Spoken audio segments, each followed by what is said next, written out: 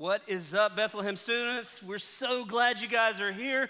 I've got Jacob coming out. He's just going to chill for just a second because I want to tell you guys a story, okay? I want to tell you all a story. A little bit about me. If you've known me for a bit, I'm a little bit ADD, okay? How many of y'all kind of fit the same category, same spot? ADD, have trouble focusing, attention span of a gnat, you get attracted to shiny objects in the room, like that. That's me, okay? And so this even played out yesterday. Like if I walk somewhere and I see a ball, I just pick it up. I was going to the printer and I found a ping pong ball. I don't know why it was in the copy room, but I grabbed it and I just took it with me across the building and I had it. I'm like, I just grab stuff. I just throw things all the time. I like to just mess around. And there's a story of me being a little bit ADD that changed my life in a way that seems insignificant, but it actually impacts you in a lot of ways. Like, I was in Houston, okay, I was at this church, and I had a student that had gone to the wrong place, and I'm deciding to take him across the church, and while I'm walking out, I see a dodgeball. I grab said dodgeball, and I'm carrying it with me, okay? We're walking down a hall, and I'm doing what I do with basketballs, dodgeballs. I'm just spinning it on my finger, okay? And as I'm walking down the hallway, there's this plastic sign, like yard sign, like the corrugated plastic that's kind of sharp. There's a sign on the wall. And I have the dumbest idea. It's one of the dumbest ideas I've ever had in my entire life. It seems like an exaggeration. When I tell you what happens, you'll understand that it was a very stupid idea. So I'm spinning the ball on my finger, and I decide to myself, I'm gonna toss this ball over the top of the sign, try to catch it on my finger on the other side. Once again, sounds dumb, gets dumber, okay? So I'm walking, I attempt it, I throw the ball, it taps the top of this plastic sign, which is attached to a magnet. Magnet disconnect from the wall, corner of the plastic sign hits me directly in the eyeball. My eyeball is bleeding, okay? Student next to me is like, you good? I'm doubled over. I'm like, yeah, I'm good. There's an adult Bible study class that comes out to check on me. They're like, are you good? I'm like, yeah, I'm fine. I'm good. Is my eye bleeding? Oh, let's just get you to where you're going. I play it off, being tough. That impacted me in a lot of ways. I didn't notice this at the time. So before this happened, I had 2015 vision. Okay, the standard for vision is what? 2020. I had 2015. My vision was actually better than 2020. I had eyes like a hawk. It was awesome, okay? I didn't notice this. My vision started declining after that, specifically my right eyeball, okay? Specifically in my right eye. Vision starts getting worse and worse and worse. Did not notice it until I had a buddy that was playing softball, okay, and they had a bunch of their players drop, okay? Bunch of their players drop. He asked me to come and fill in. So they need somebody to fill in the outfield. That's what I played in high school. I played baseball. I was always good at judging where the ball was, all that kind of stuff. So I go to the outfield, I run out. It's been a little bit. I'm a little rusty. First at bat, first person comes up the plate, hits the ball to me. I take a step forward. Now, if you know baseball, that's already a bad move. I take a step forward and get burnt by 20 yards. Not 20 feet, 20 yards. That is further than the distance from here to the back of the room, okay? It went to the fence. I moved forward because I couldn't see the ball come off the bat. And when that happened, I go, uh-oh, this isn't good. That almost happened to me 3 times that night. The next day, I go, I'm gonna throw this to Jacob because I don't wanna hold it the whole time. The next day, I go to the eye doctor. I'd been fighting this for a very long time. I'd never gone to an eye doctor before in my life. And they do this, they take me to this big machine and they have me look into it and they take a picture of the inside of my eyeball. And the lady sits down with me and she goes, there's a scar on your eye. Do you know where that came from? I'm like, yeah. I know exactly where it came from. And I don't want to talk about it. And so what had happened, my right eye has an astigmatism. So if any of y'all have that, you know that it's kind of like your eye's like misshapen. So this plastic sign dented my eyeball, and now I can't see well, okay? It's harder to drive at night, and because of this, I had to get glasses. Now, I didn't notice this for over 2 years. It was a slight change, but I kept that change in my life for over 2 years. I was seeing incorrectly for over 2 years, and I wasn't able to notice. And this happens to us spiritually a lot of times. We see the same things over and over and over again. We hear the same stories over and over and over again. We witness the same stuff. We come to worship, hear the same messages. We hear the gospel over and over and over again, and we get kind of desensitized. Another example of this would be social media. You guys see this, like most of you guys are on social media in some way, shape, or form. When I got started on social media, it was a thing called MySpace, which most of y'all don't even know what that is. It's old. And so I got started on MySpace, and one of the weird things about social media when it got started is you started to notice, like, man, other people's lives are awesome. Like, I'm seeing all the cool stuff. They're going skiing, they're going snowboarding, they're going to the beach, and I'm just at home with my brother getting in arguments all the time. And like, y'all know this because you're smarter than my generation was, but y'all know this, like, people don't post their bad stuff. Most of the time, they're only posting what they want you to see. So when you're looking at somebody's life, you're seeing their highlights. When you're looking at your life, you're seeing it raw and unfiltered. We're seeing our life through a lens that's inaccurate. And because of this, a lot of times it clouds the way we view ourselves. Okay, our perspective on who we are, how God views us, how we should view ourselves, it gets cloudy. Okay, and because of this, this is why it's important for us to know how God views us. This is why it's important to know how God and how Jesus actually sees us. So today we're actually going to look at this woman who she needed to get her vision readjusted. She needed to get her vision shifted a little bit. And when she has this encounter with Jesus, it changes the trajectory of her entire life. Okay, so to lay out the context of this, Jesus is going from place to place. They are trying to get to a wedding on the other side of the country. And instead of going around, which is the normal route, they decide to cut through Samaria. Now, a couple months ago, I walked with you guys through like the difference between the Jewish people and the Samaritans and how much they hate each other. Like they despised each other, wouldn't even be in the same room. Jesus, instead of taking the road around, is like, yeah, we're gonna cut right through where all of them live. And the disciples are a little freaked out. They're like, we're doing what? Okay, so they start cutting through. They get tired, they get hungry, and they get thirsty. Jesus sends the disciples to go get food, and he stays at this very famous well that Jacob had dug thousands of years before. And this woman comes up, okay? And this woman comes up in the middle of the day. It's like noon, 1 o'clock, super hot, sun's out, and she starts dipping, trying to get water out of the well by herself. Now, historically, this is weird. You don't go during the middle of the day.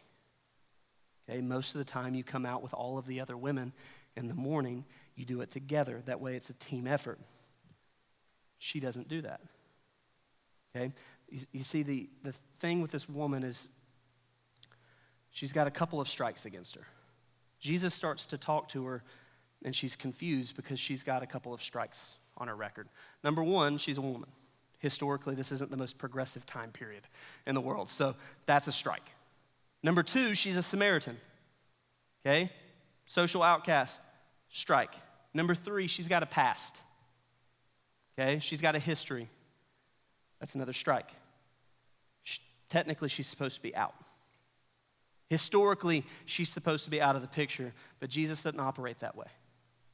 Jesus doesn't work the way our culture works. He doesn't work the way our world works. He doesn't operate within those things. He doesn't cancel people based on their past. He gives people grace. He gives people an opportunity. That's kind of what we were talking about last week. So he starts this conversation with this woman, and she is shocked that he's even talking to her. He asks her for a drink, okay? She asks him, why are you talking to me, okay? He says, you should be asking me for a drink, honestly. And she's like, what? He's like, I've got water that will never run out. I've got water that will never leave you thirsty again. She's like, I want that water. And he's like, all right. They end up in this conversation about who Jesus is. He reveals to her that he is the Messiah. He reveals to her that he is the promised King of Israel, that he is coming to save the sins of the world. Like he is coming, and he's revealing to her that he's a big deal. But he also reveals that he knows her past and that it doesn't disqualify her. And this is something groundbreaking to her. And this is something I want you guys to remember, and this is going to be in your notes. Jesus doesn't cancel us even when we cancel ourselves. You see, she had come to this well at noon because she had canceled herself. She didn't want to be around all the other women because they were judging her, they were talking about her, and she didn't want to interact with them. So instead of coming when it was cooler and less strenuous, she had canceled herself and forced herself to come in the hottest part of the day to do a back-breaking labor, okay? She had counted herself out. She heard what culture said, heard that culture said Samaritans were, why they were different, that they were outcasts. She'd heard the reasons many times for why she shouldn't be accepted, and she had taken that as truth. But the opinions of the world are just that, they're opinions. The opinions of the world are opinions, okay? How often do we do the same thing? How often do we do the same thing, guys? We listen to other people's opinions. We listen to what other people say about us. We take their opinions as if they're fact. And it becomes a part of our identity. The opinions of the world are still just opinions. We have to remember that none of us are good enough. Okay, so if you're trying to measure up to a certain statue, like if you're trying to measure up to a certain goal or a certain line, none of us are actually good enough to be in a relationship with God, yet Jesus chooses to bring us into that relationship. Okay, all of us have sinned. We talked about this last week. All of us have sinned and fallen short of the glory of God. None of us reached the mark. None of us hit it. But Jesus qualifies the unqualified. Jesus qualifies the unqualified. What she didn't know at that moment was that Jesus chose to look past her current circumstances and instead speak into her future. Okay, that's the power of Jesus. He takes our eyes off of ourselves, okay, and puts it onto him. He puts the focus onto him. He wasn't accepting her current lifestyle. She was living in a situation that she shouldn't have been. She had had bad things happen in her past. He wasn't saying that that's okay. What he was saying is you don't have to stay in that situation. You can move forward. You can move into something greater. You can move into something better. He allowed her eyes to be opened and for her life to be changed, knowing that it was going to lead to salvation. It's the same thing as getting a pair of glasses. How many of you guys in the room have a pair of glasses or you wear contacts? Okay, it's a large majority of people in this room. And if you take those glasses off, most of you are bumping into stuff. Most of you are stubbing your toes. Most of you shouldn't be allowed to drive, okay? You needed your lenses fixed. You needed your sight adjusted. You needed your perspective changed. And that is what Jesus offers us. Okay? Instead of looking at what the world calls us, instead of looking at what the world says our profile is, he shows us what he sees us as. He shows us through his perspective. What Jesus did was he gave this woman the correct prescription. He changed her lenses. He corrected her vision. And he showed her how he saw her. Okay, in that moment, she runs into the town telling everyone she can about Jesus. Okay, look what happens. It's in John chapter 4. It says, many Samaritans from that town believed in him because of the woman's testimony. He told me all that I ever did. So when the Samaritans came to him, they asked him to stay with them, and he stayed there for 2 days, and many more believed because of his word. The community's breakthrough only happened when this woman chose to believe in God's identity over the world's opinion. This is the same woman that refused to interact with these people in the morning because she felt ashamed. She felt like an outcast. So she wouldn't even go draw water. She waited until midday to draw water. She waited until it was backbreaking and hot and miserable just because she cared about the world's opinion was. It wasn't until she chose to believe in what God said about her that this entire town had a breakthrough. The entire town changed. And this is the thing that we need to remember. We talked about this at the very beginning of the series. We deserve to be canceled. Okay, we deserve it. We deserve the punishment. We deserve to be outcast. We deserve it. We don't measure up. We don't deserve his love. We don't deserve his grace, but he offers it to us anyway.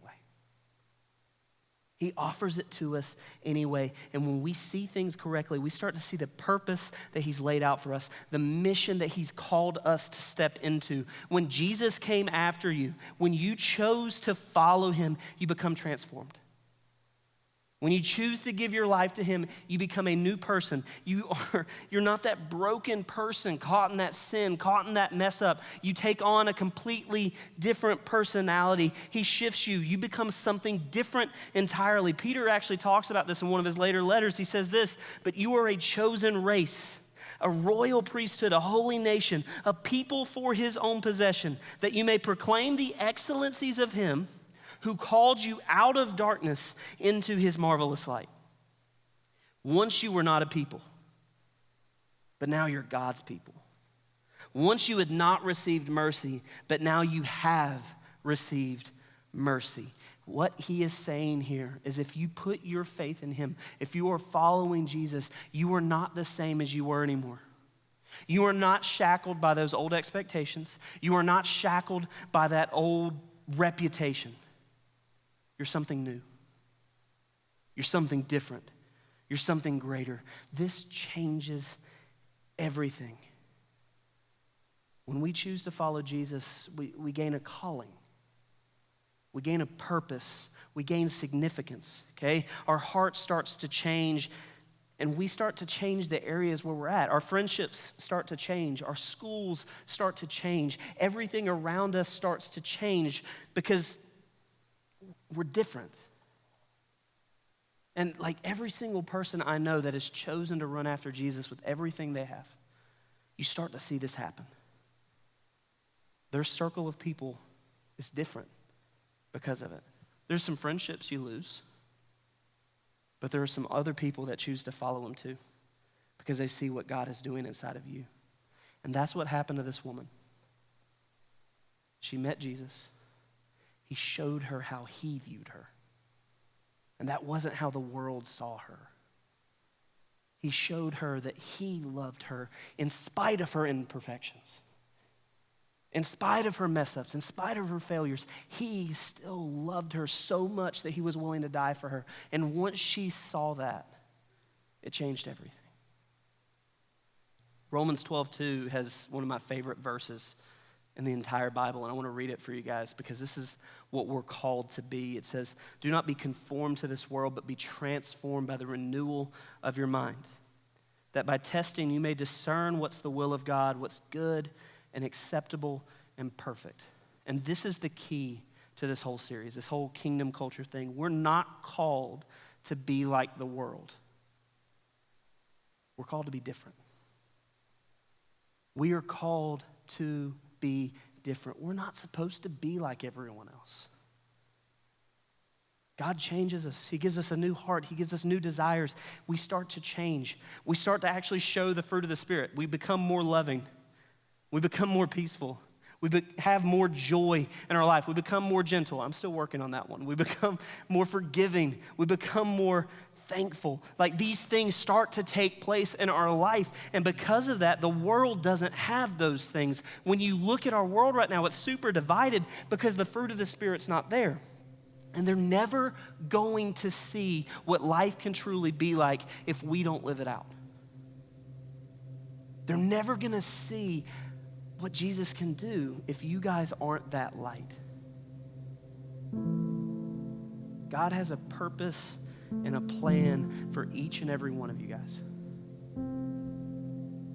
He has a purpose and a plan for every single person in this room. So when you're walking through this week, when you're walking through your schools, when you're on your sports teams, when you're on your dance groups, when you're at band, when you're all the stuff that you get involved in, remember that you have been qualified.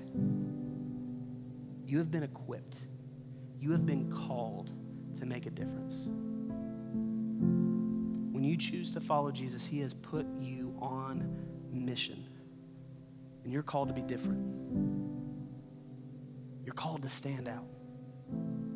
I've talked about this over and over and over again, like over the past couple of months, and it's a verse that I always end up going to. It's not going to be on the screen, but from the Sermon on the Mount, Jesus actually talks about this. He looks at his disciples, and he says, you are the light of the world. And if you are a follower of Jesus, he's saying the same thing to you. You are the light of the world. A city on a hill can't be hidden. It's supposed to stand out. He goes on to say that nobody takes a lamp in a house and puts it under a basket. Instead, they pull that lamp out, they put it on a stand, and it gives light to the rest of the house. So many of us, we get caught hiding that light. We're called to be different. You have been equipped to be different. You've been equipped and qualified to stand out. You've been qualified to live on mission. So as we go into our schools, let's be on mission. Let's stand out. Let's help change the lives of the people around you, because there are friends that you have that have no hope. They are wallowing in anxiety and in depression, and they need you to show them a different way. So as we get ready, the band's gonna come out in a second. We're gonna worship. And I wanna take this time to recharge. That's what Wednesday is all about. Wednesday is not just a time to come out, hang out with our friends. That's a great thing. We love community. We want you guys to have friends here.